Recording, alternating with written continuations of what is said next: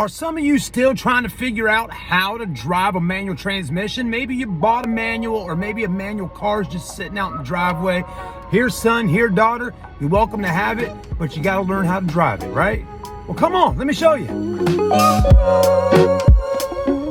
First things for sure, you're going to have a little bit of confidence to be able to make this happen, right? All you got to do is just be confident. Say, I can do this. Take your little legs right here, put one down that clutch over there, just press it in. Take the vehicle. If you want to learn how to go in reverse first, just put it in reverse and then just ease off that clutch. Watch this.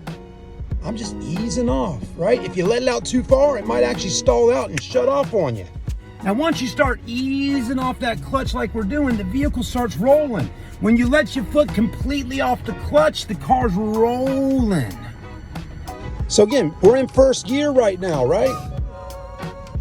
Practice easing off the clutch and pressing the gas down a little bit. You know, that boo, boo, boo, boo, boo, this kind of thing going on. You'll get the hang of it, and sooner or later, you'll start moving forward just like this right here. Yeah, baby, we did it.